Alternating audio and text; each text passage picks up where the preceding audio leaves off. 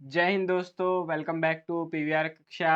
आज हम कवर करने जा रहे हैं सीडीएस 2022 पार्ट 1 के पीवाईक्यूज। इसमें हम देखेंगे साइंस के सारे पीवाईक्यूज जो कि इस एग्जाम में आए हैं, वन बाय वन उनको सॉल्व करेंगे, उनकी ट्रिक्स देखेंगे और कैसे हम अपने कंसेप्ट्स को अच्छा कर सकते हैं। वो सब चीज़ें हम इस सेशन में कवर करेंगे।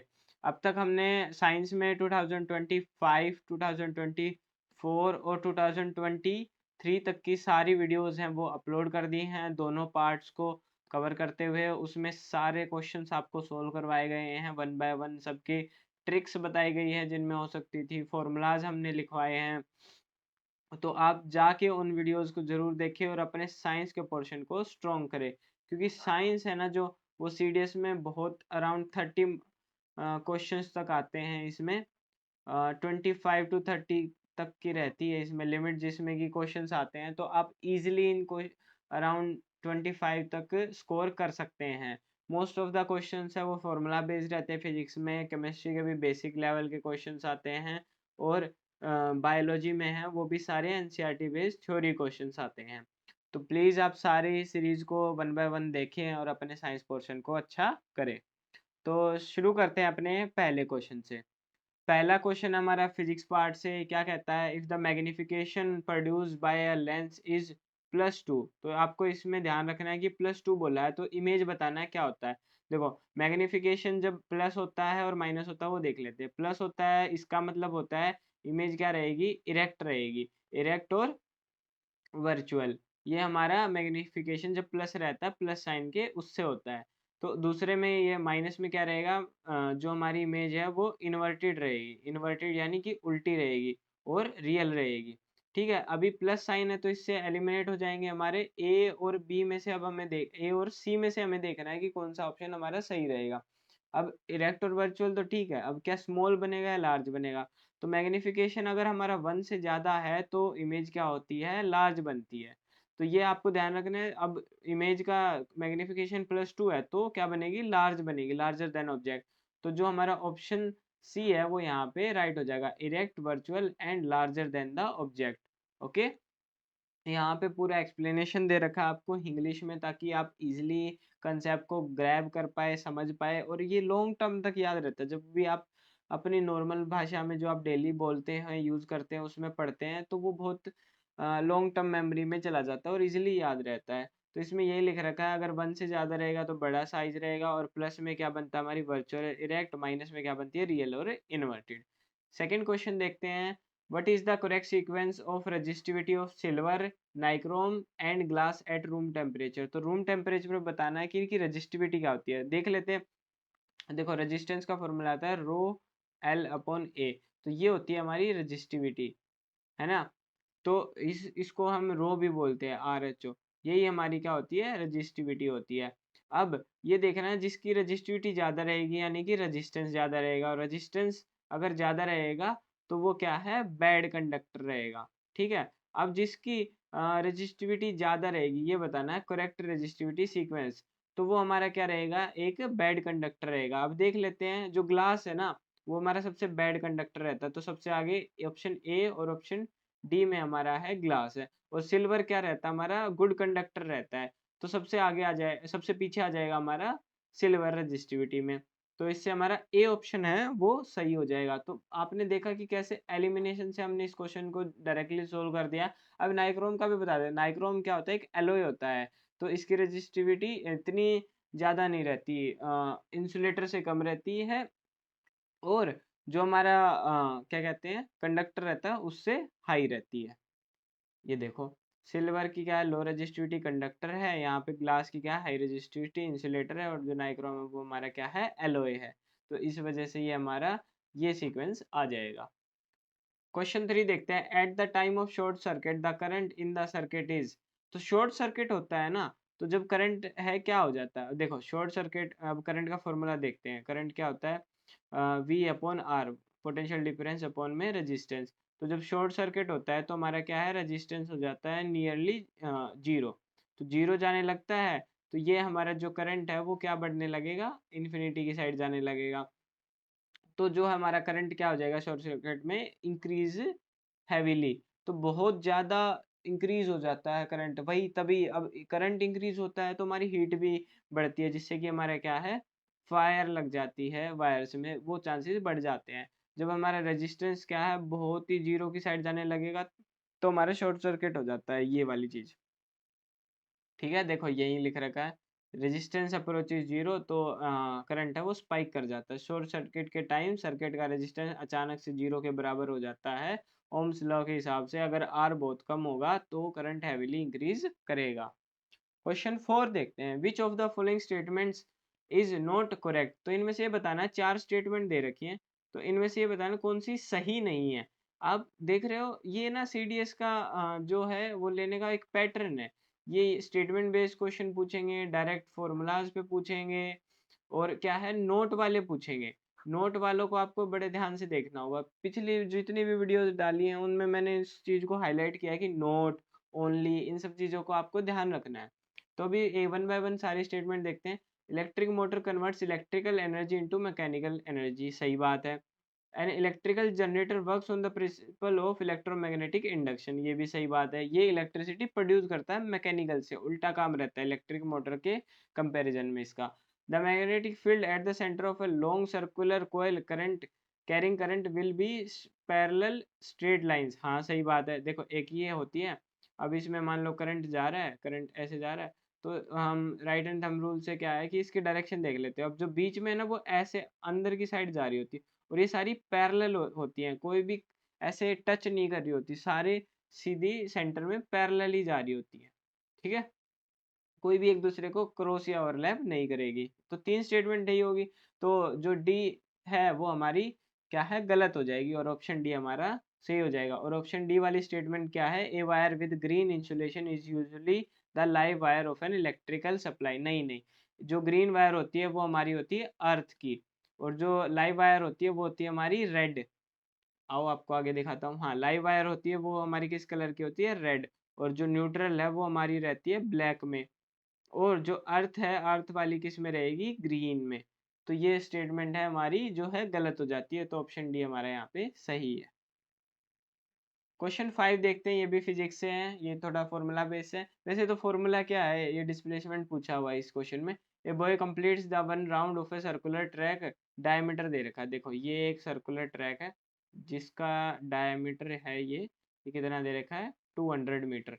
तो बोलता है इस पूरे सर्कल को वो कितने 30 सेकेंड में क्या है एक राउंड लगा देता है। तो ये बताना 3 मिनट 45 सेकेंड में कितना होगा। तो 3 मिनट हमारी कितनी हो जाती है, 180 सेकेंड, 45 सेकेंड ऐड करेंगे तो हमारा हो जाएगा 225 सेकेंड्स में बताना है कि कितना होगा। अब देखो 30 सेकेंड में एक राउंड होता है, तो 225 सेकेंड्स में कितने राउंड्स होंगे, तो इसको डिवाइड करेंगे हम 30 से, तो इसको आ जाएगा हमारा 7 पे जाएगा, तो 3 5 50, हाँ 7.5 राउंड्स, यानी कि 7 कंप्लीट राउंड्स एक हाफ राउंड। तो 7 कंप्लीट राउंड्स हो जाएंगे, तो जिस पोजीशन से हमने शुरू किया वहीं पे आ जाएगा ये 7 बार घूम के, तो हमारी डिस्प्लेसमेंट हो जाएगी 0। बट एक टाइम होगा जो ये ना आधा यहाँ से लेके ये यहाँ तक कवर करेगा। अब ये देखना होता है डिस्प्लेसमेंट में कि इनिशियल पॉइंट जो ये है और ये जो हमारा फाइनल पॉइंट है, इसके बीच की मिनिमम डिस्टेंस वो होती है हमारी डिस्प्लेसमेंट। तो इसके बीच की डिस्टेंस क्या दे रखी है, 200 मीटर। तो हमारा आंसर हो जाएगा सी, ऑप्शन सी हमारा यहाँ पे राइट हो जाता है। एक्सप्लेनेशन में भी आपको पूरा दे रखा है अच्छे से, आप जब रिवाइज करें तो इसको देख सकते हैं। क्वेश्चन 6 देखते हैं, what happens to the gravitational force between two objects if the mass of one object is doubled and the distance between them is also doubled। Okay, तो एक बार फॉर्मूला देख लेते हैं ग्रेविटेशनल फोर्स का। ये होता है हमारा G m1 m2 अपॉन में r²।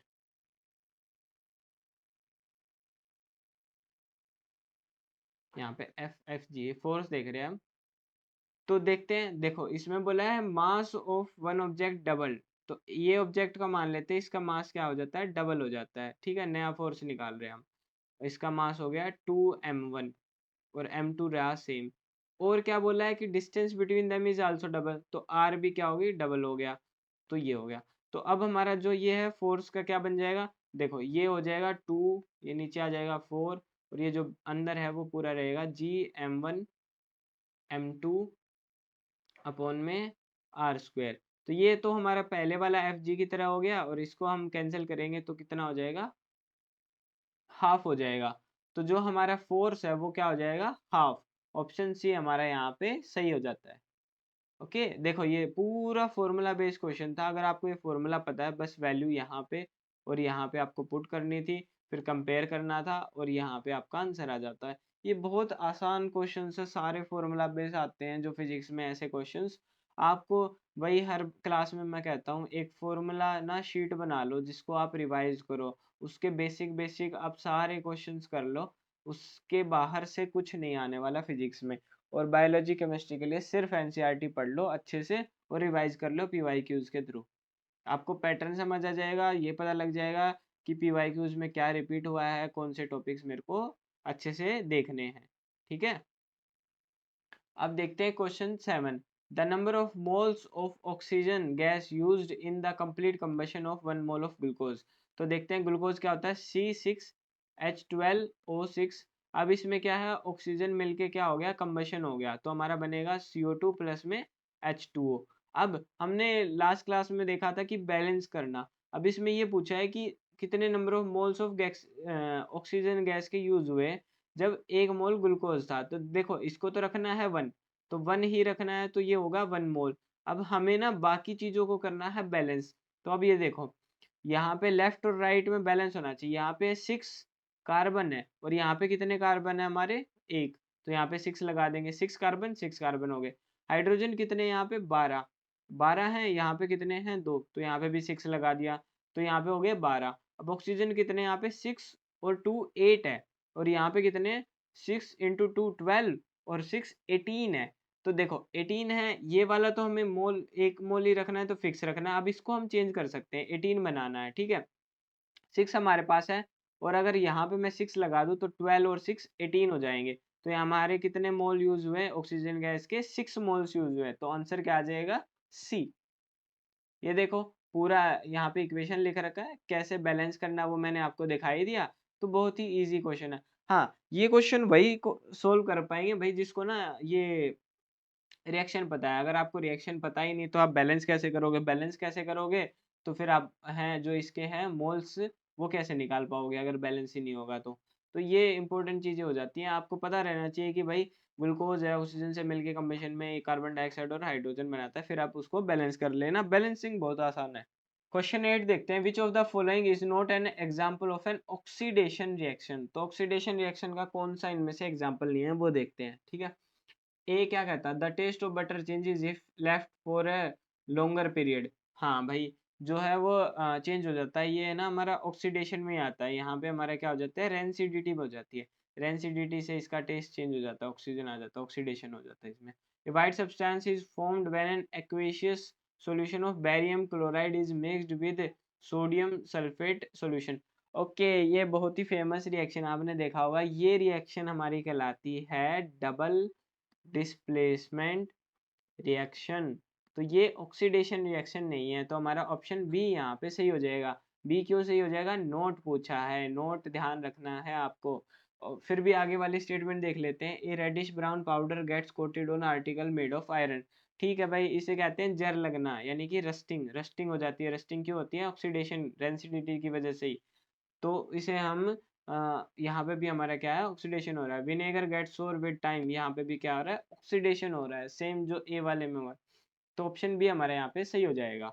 देखो ऑप्शन बी सही हो जाएगा क्योंकि पहले में रेंसिडिटी ऑक्सीडेशन हो गया, अब ऑक्सीडेशन ऑफ इथेनॉल करते तो विनेगर का चेंज हो जाता है, रस्टिंग में भी ऑक्सीडेशन है, पर ये है डबल डिस्प्लेसमेंट प्रेसिपिटेशन रिएक्शन जिसे हम बोलते हैं।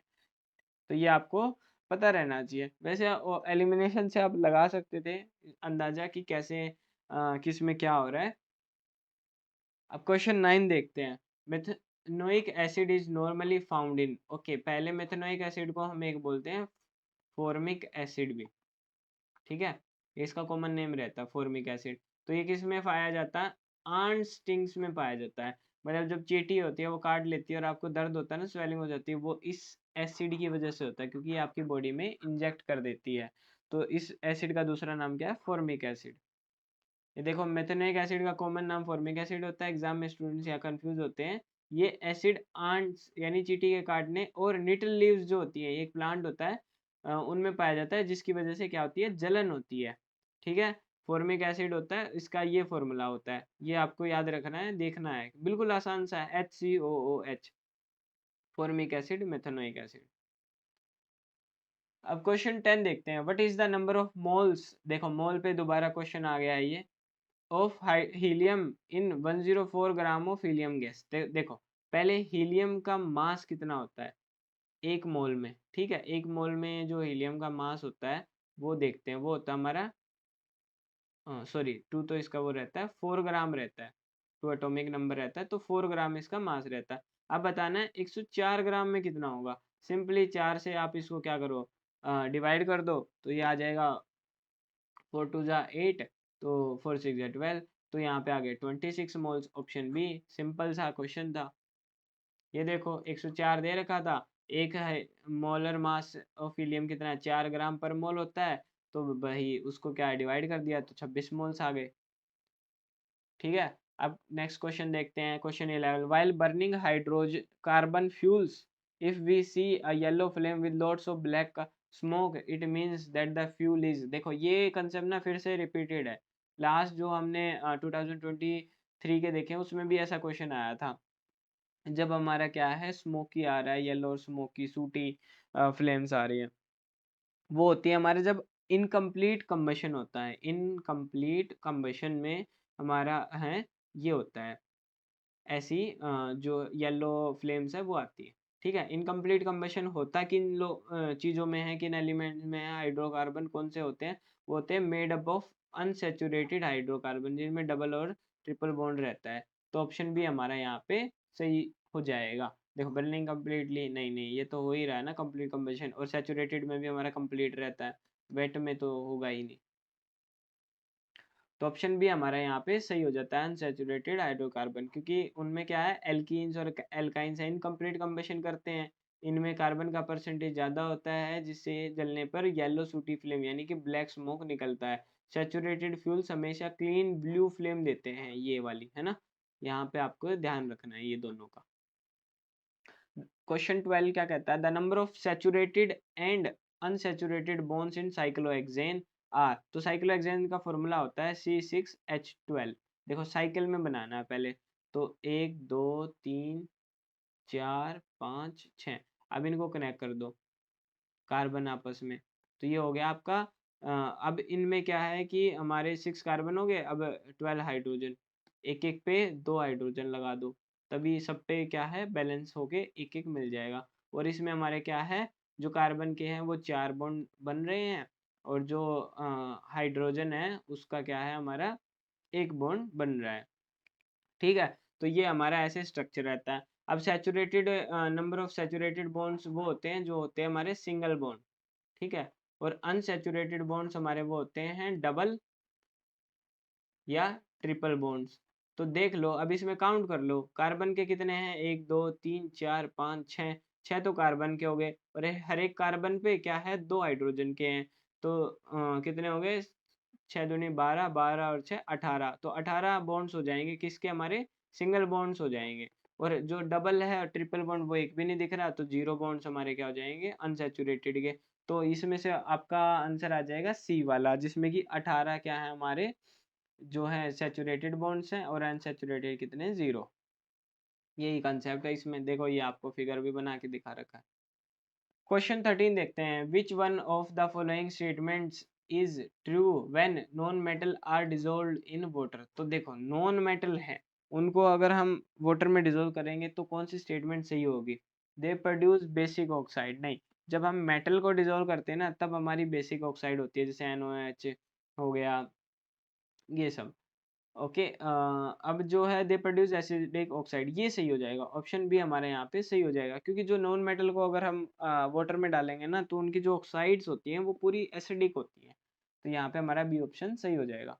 ये देखो यहाँ पे लिख भी रखा है याद रखने के लिए आपका, एलिमेंट अगर नॉन मेटल होंगे तो एसिडिक ऑक्साइड्स होगी, और मेटल होंगे तो बेसिक ऑक्साइड्स होगी। ठीक है, हमेशा याद रखना है, क्योंकि जैसे कार्बन या सल्फर हो गया, जब ऑक्सीजन से रिएक्ट करके पानी में डिजोल्व होते हैं तो वो एसिडिक ऑक्साइड बनाते हैं, जैसे कि कार्बोनिक एसिड, वही मेटल जनरली बेसिक बनाते हैं।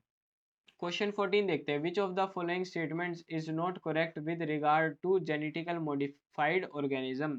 जिनमें जेनेटिकली मॉडिफाइड ऑर्गेनिज्म होते हैं उनमें से कौन सी स्टेटमेंट नॉट करेक्ट पूछा है, सही नहीं बताना है, इसमें हमें नॉट करेक्ट बताना है।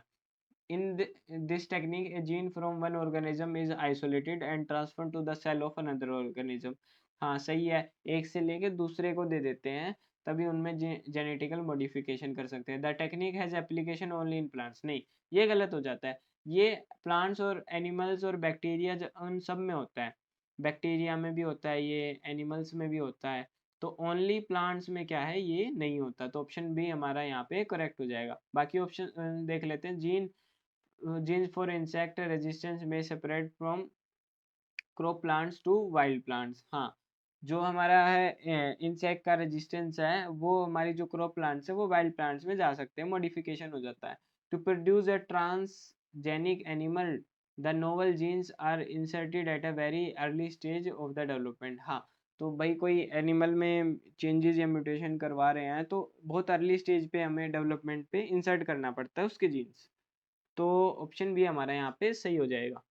ये देखो यहाँ पे लिख भी रखा है, क्योंकि नोट करेक्ट पूछा गया था। Genetical modified organisms GMO technique सिर्फ प्लांट्स में नहीं बल्कि एलिमेंट्स और बैक्टीरिया में भी एक्सटेंसिव यूज होता है, जैसे कि इंसुलिन प्रोड्यूसिंग बैक्टीरिया या ट्रांसजेनिक माइस। क्वेश्चन 15 देखते हैं। Suppose due to accident the delicate lining of mouth and oesophagus, mouth पता है ओसोफेगस जो हमारी जहाँ से खाना जाता है, फूड पाइप बोलते हैं जिसे, of a person is injured in this case which of the following tissue will be affected. तो बताना कौन सा टिश्यू हमारा इफेक्ट रहेगा, जो टिश्यू वहां प्रेजेंट होगा वही इफेक्ट करेगा। ये तो सिंपल सा क्वेश्चन है। अब ये पता होना चाहिए कि कौन सा टिश्यू वहां पे होता है, तो वो होता है हमारा स्क्वेमस एपिथेलम। स्क्वेमस एपिथेलम हमारा वहां पे प्रेजेंट रहता है। ऑप्शन सी हमारा यहाँ पे सही होगा। देखो क्वेश्चन कॉमन सेंस का, अगर आपको पता ही नहीं होगा कि वहां पे कौन सा हमारा ये प्रेजेंट रहता है टिश्यू, तो आप कैसे बता पाओगे। तो आपको पता रहना चाहिए स्क्वेमस एपिथेलम यहाँ पे प्रेजेंट रहता है, तो यही हमारा क्या है इफेक्ट रहेगा। ओसोफेगस की inner lining squamous epithelium tissue से बनी होती है। ये फ्लैट स्केल लाइक सेल्स की एक थिन लेयर होती है जो ऐसी जगह मिलती है जहाँ प्रोटेक्शन और स्मूथ सरफेस की ज़रूरत होती है।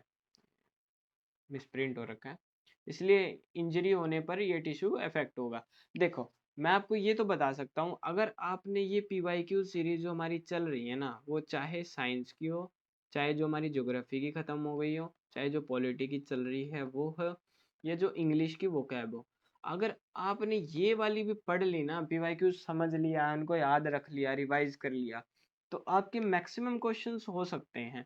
अब देखो, अब आपको ये नहीं पता था, चलो आप एनसीईआरटी में भूल भी जाते, बट ये क्वेश्चन तो पढ़ लिया ना। अब इस क्वेश्चन पढ़ के इस टॉपिक पे जाओ, बाकी देखो कि हाँ और क्या चीज़ है इस टॉपिक से, जो चीज़ पूछ रखी है ये मेरे लिए नहीं थी, इसको आप नोट करके रखो। ये फायदा रहता है हमारे PYQs का। आपको ट्रेंड का पता लगता है कि किन टॉपिक से पूछा गया है, पैटर्न्स का पता लगता है कि कैसे टाइप के क्वेश्चंस आ रहे हैं। तो इस वजह से बहुत ज़रूरी ये हो जाता है कि आप PYQs को देखें, उनको सोल्व करें, उनको रिवाइज करें और प्रैक्टिस में रखें। ठीक है, क्वेश्चन 16 देखते हैं। Which of the following statements is correct about the cell membrane. तो सेल मेम्ब्रेन में से कौन सी करेक्ट है। देखो यहाँ पे फंसना नहीं है कि नोट करेक्ट चलता आ रहा है तो भाई ध्यान ही नहीं दिया और नोट करेक्ट पे लगा दिया। तो इसमें जो हमारा है करेक्ट बताना है। It is made up of cellular, नहीं नहीं। It is a preamble structure of all the substance, नहीं। It is flexible and enable the cell to engulf many materials, हाँ ये चीज़ ठीक है। It does not allow diffusion of gases like oxygen and carbon dioxide, नहीं नहीं वो allow करता है।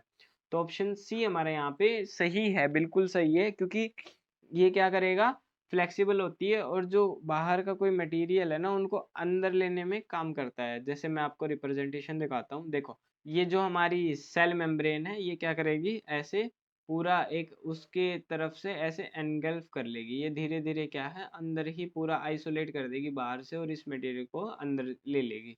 तो ये सेल मेम्ब्रेन बिल्कुल रिजिड नहीं होती है, वो लिपिड्स को प्रोटीन की बनी होती है और ये काफ़ी फ्लेक्सिबल बनती है। इसी की फ्लेक्सिबिलिटी की वजह से जो फूड को इनगल्फ कर पाता है, जिससे एंडोसाइटोसिस कहते हैं। इस प्रोसेस को एंडोसाइटोसिस कहते हैं जो अमीबा में होता है। ठीक है, नेक्स्ट क्वेश्चन देखते हैं। Plant prepare glucose in the process of. तो ये बताना है ग्लूकोज कैसे बनाते हैं प्लांट्स। बहुत ही बेसिक क्वेश्चन है बायोलॉजी का। देखो ग्लूकोज होता है जहाँ से एनर्जी मिलती है, और एनर्जी एक तरह से किससे मिलती है, फूड से। तो ये फूड होता है प्लांट्स का, और प्लांट अपना फूड कैसे बनाते हैं, फोटोसिंथेसिस से। तो जो हमारा ऑप्शन बी है वो यहाँ पे सही हो जाएगा। और कोई ऑप्शन देखने की आपको यहाँ पे नीड ही नहीं थी। एक्सप्लेनेशन देखते हैं। ये बहुत ही सिंपल और डायरेक्ट क्वेश्चन है। प्लांट सनलाइट, कार्बन डाइऑक्साइड और पानी का यूज करके अपना खाना यानी ग्लूकोज बनाते हैं, और इसका एग्जैक्ट प्रोसेस को हम फोटोसिंथेसिस कहते हैं। रेस्पिरेशन में प्लांट ग्लूकोज को ब्रेक करके एनर्जी रिलीज करता है। ठीक है, बनाने को फोटोसिंथेसिस कहते हैं, और उसको यूज करना यानी रिलीज करने में हम किसे कहते हैं, रेस्पिरेशन कहते हैं। अब क्वेश्चन 18 देखते हैं। The disease rickets develop in children due to the deficiency of. तो ये जो डिसीज होती है रिकेट्स, ये क्या होती है, हमारी जो बोन्स है ना वो उतनी डेंस नहीं हो पाती और लाइट रह जाती है, तो उन वो इजीली ब्रेक हो जाएंगी। तो ये किसकी वजह से होता है, डेफिशिएंसी ऑफ विटामिन डी। इसलिए कहा जाता है कि बच्चों को क्या है कि सनलाइट, सुबह सुबह की जो सनलाइट होती है वो दी जाए, वहां से हमारी क्या है, विटामिन डी है वो मिलती है हमें। तो ऐसा नहीं कि दोपहर में खड़ा कर दिया बच्चा जल रहा है, नहीं नहीं, सुबह सुबह हमारी जो जब सन राइज करता है तो बहुत अच्छी अमाउंट में हमें विटामिन डी मिलती है। ये देखो यहाँ पे रिकेट्स एक ऐसी डिसीज है जो बच्चों की हड्डियां यानी बोन्स को सॉफ्ट वीक हो जाती हैं। ये स्पेशली विटामिन डी की डेफिशिएंसी से होता है, क्योंकि कैल्शियम बोन्स तक पहुंचने के लिए बॉडी को विटामिन डी की जरूरत होती है, तो कैल्शियम यहाँ तक पहुंच ही नहीं पा रहा, तो इस वजह से ये हमारी डिसीज होती है। क्वेश्चन 19 देखते हैं। मैच इट आ गया। इनमें हमें एक लिस्ट दे रखी है ब्लड वेसल्स की, दूसरा फंक्शन दे रखा है। ठीक है, ये क्वेश्चन पूरा थ्योरेटिकल बेस है। अगर आपको पढ़ रखा है आपने थ्योरी तो आप इसको कर पाएंगे, ज़्यादा से ज़्यादा आप एक दो ऑप्शन देख पाएंगे, पर आपको इन डेप्थ में पता होना चाहिए। देखो पहले मैं ऑप्शन बी का बताता हूँ, कैपिलरीज। कैपिलरीज बहुत आसान है, बाकी सब थोड़ा कंफ्यूजिंग लग रहा होगा। कैपिलरीज क्या करते हैं हमारे, वो क्या करते हैं, connection between the arteries and veins. तो इसका आएगा बी का 3। तो अब देख लो बी का 3 कौन सा है, एक तो इसमें है और एक इसमें है, इनको करो क्रॉस। अब इन पे ध्यान ही नहीं देना। अब देखना आपको प्लमरी आर्टरी होती है। प्लमरी आर्टरी का काम क्या रहता है, ये करती है जो ब्लड है वो हार्ट टू लंग्स तक ले जाती है। तो इसका आएगा ऑप्शन 4। ऑप्शन 4 इसका आ जाएगा। अब बचे हुए क्या आपको दिख ही गया, ए का 4 है तो ऑप्शन ए मार्क किया, आगे बढ़ गया। बाकी में ऐसे दिमाग नहीं लगाने बैठ जाना है कि सी का कोरोनरी आर्टरी है तो देखता हूँ, अच्छा ये 2 पे आ रहा है 2 बना दिया, पल्मरी वेन है 1 पे आ रहा है तो 1 बना दिया। नहीं, आपको अपने आंसर तक पहुंचना ज़्यादा ज़रूरी है, वो चाहे पहले वाले दो से हो या आखिरी वाली दो से हो। मार्क किया, आगे बढ़ा। कंसेप्ट तो अभी बनाना है, अभी इसको कितना ही पढ़ लो, एग्जाम में आपको बस जल्दी जल्दी मार्क करना, आगे बढ़ना है। ठीक है। Which of the following statement is true with regards to a green house.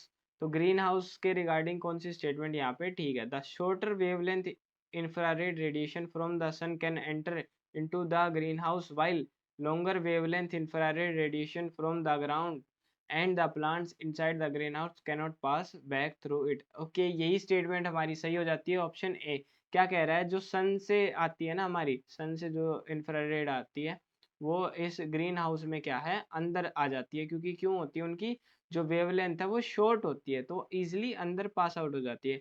पर जो हमारी ग्रीन हाउस वाली होती हैं इंफ्रारेड रेडिएशन, जो ग्राउंड और प्लांट से निकलती है यहाँ से, उनकी वेवलेंथ लॉन्ग होती है, तो वो बाहर नहीं जा पाती, तो वो वापस अंदर ही ट्रैप हो जाती है। और इसी चीज को ही हम बोलते हैं ग्रीन हाउस इफेक्ट, जो कि हमारी ऐसे ओजोन लेयर भी करती है। ठीक है, ये देखो शॉर्टर वेवलेंथ होती है तो इजीली ग्लास पास हो जाती है, लॉन्गर वाली नहीं हो पाती, तो वो इसी में ट्रैप रह जाती है हीट यहाँ पे। क्वेश्चन 21 देख लेते हैं।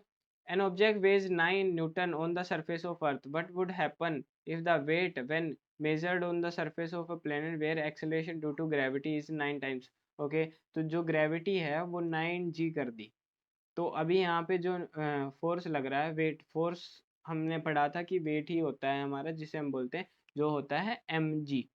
तो यहाँ पे अगर ये है 9 न्यूटन, 9 न्यूटन है mg, तो नया जो हमारा वेट वो क्या होगा, ठीक है, m इंटू 9, यहाँ पे फिर g, तो हो जाएगा 9 ऑफ w, तो 9 टाइम्स हो गया था, weight would become 9 times. Easy question है, क्योंकि जितनी एक्सलेशन ड्यू टू ग्रेविटी कम ज़्यादा होगा वैसे ही हमारे डायरेक्ट वेट पे इफेक्ट पड़ेगा, डायरेक्टली प्रोपोर्शनल है। ये देखो यही आपको यहाँ पे पूरा एक्सप्लेनेशन में दिखा रखा है कि कैसे ये है।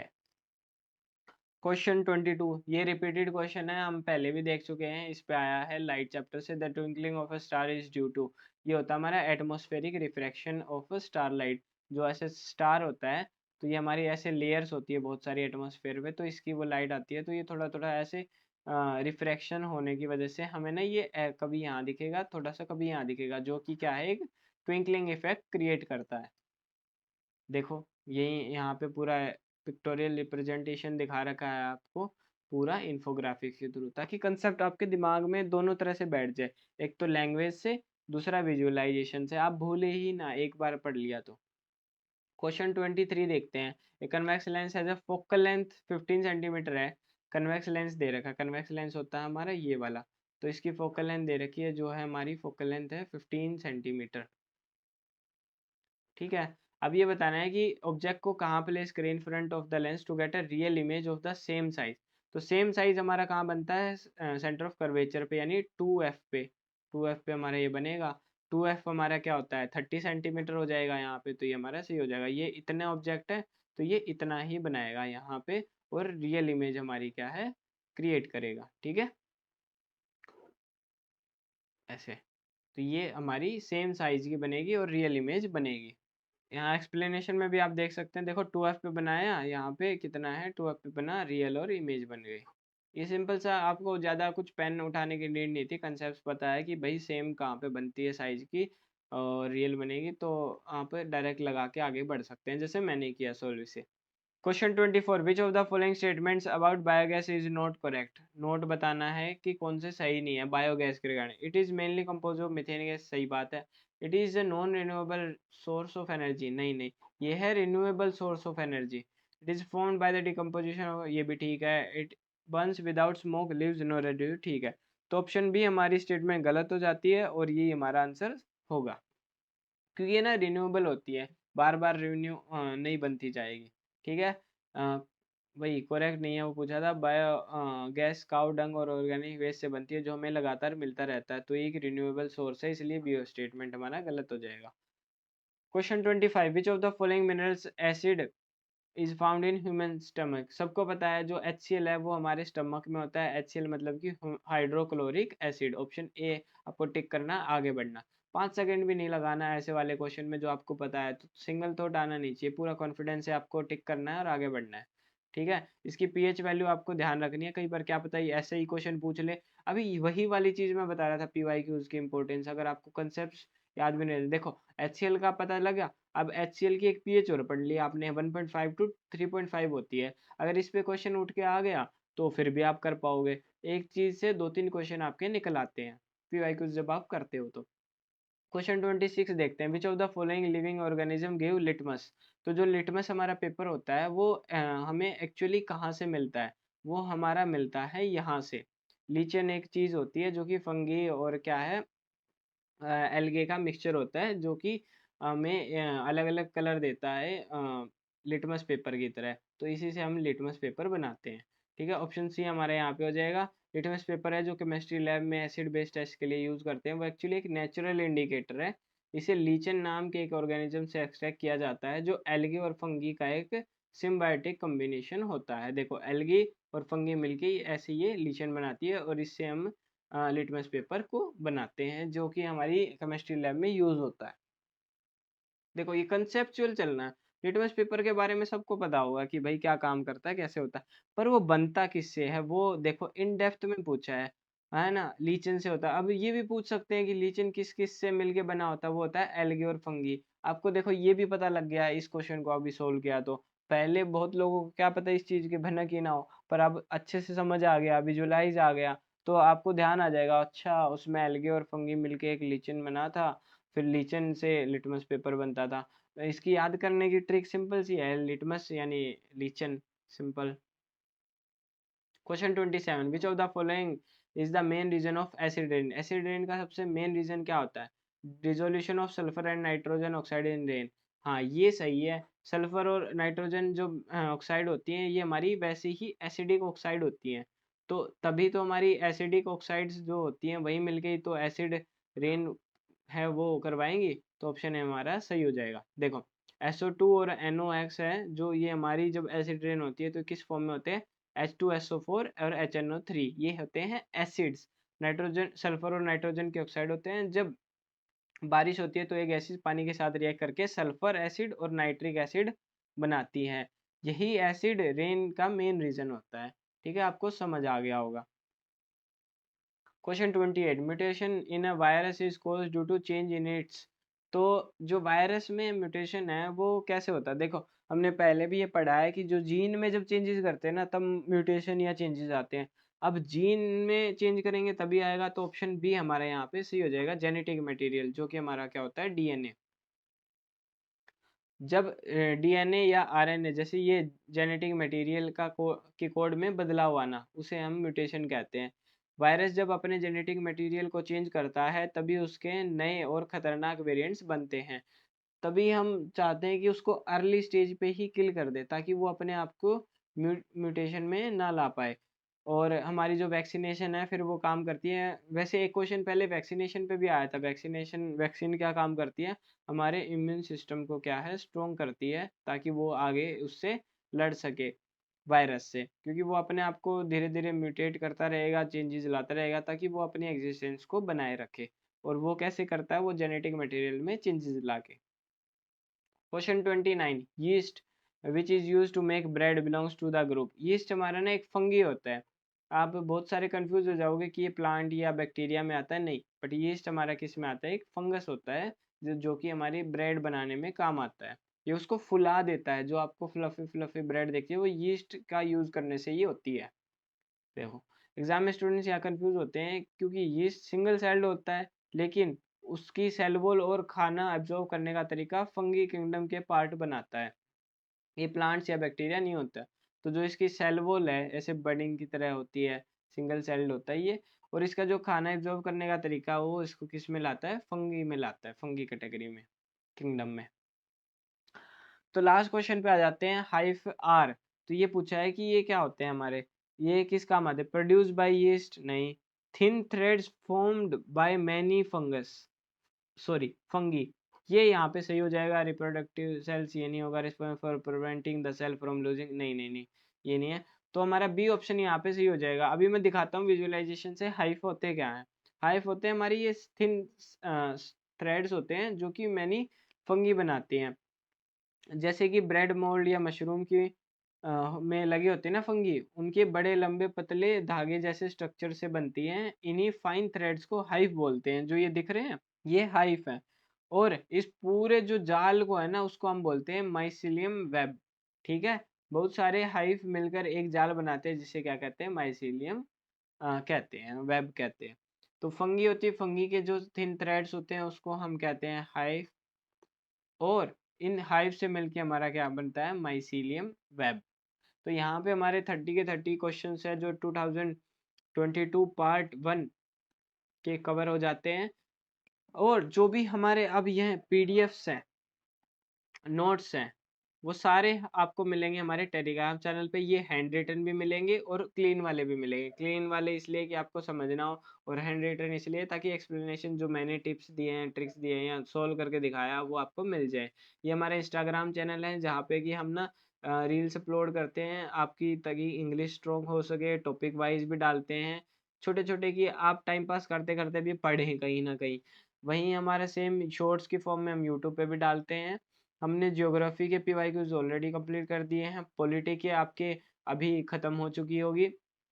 अभी साइंस की हमारी क्या है 21 के रह जाएगी। इसके बाद जो एक 2022 पार्ट 2 करवाने के बाद ये भी आपकी फुल हो जाएगी। फिर आपका क्या है, इंग्लिश में वोकैब आपकी करवा दी गई है। ये सारी वीडियोस आपको कहाँ मिलेगी, हमारे एक पीवीआर कक्षा यूट्यूब चैनल पे। और इन सब की पीडीएफ्स आपको मिलेगी टेलीग्राम चैनल पे। और आपको फिर भी ऐसे सीखना है कुछ फ़ोन स्क्रॉल करते हुए, तो आप हमारा इंस्टाग्राम चैनल को फॉलो कर सकते हैं। वहाँ पे हमने इंग्लिश की और जो पीवाईक्यूज़ की शॉर्ट्स हैं वो अपलोड की हुई है। आप स्कैन कर सकते हैं, नाम से भी सर्च कर सकते हैं। और एक हमने अब क्विज़ेज़ भी शुरू की है, जो कि हमारे टेलीग्राम एक नया चैनल बनाया है जो सिर्फ क्विज़ेज़ और टेस्ट के लिए है, जिस पे कि जीके इंग्लिश के क्वेश्चंस आएंगे आपके डेली 10 से 20, जिस पे आप उनको अटेम्प्ट कर सकते हैं और अपनी प्रिपरेशन को एक बूस्ट दे सकते हैं। आप अटेम्प्ट करेंगे ऐसे ही खाते पीते थोड़ा ट्रैवल करते हुए, आपकी रिवीजन होती रहेगी, एक्सप्लेनेशन हमने दे रखी होगी, जिससे आपके पीवाईक्यूज की जो प्रैक्टिस है ना वो भी होती रहे। अभी क्योंकि हमने as a full mock test वगैरह तो बनाए नहीं है, तो अभी के लिए आप क्विज़ेस दे सकते हो। क्विज़ेस में क्या है कि इंटरेक्टिव लर्निंग बनती है। तो इसी के साथ हमारा ये लेक्चर ख़त्म होता है। मिलते हैं नेक्स्ट लेक्चर में, तब तक पढ़ते रहे, आगे बढ़ते रहे। जय हिंद।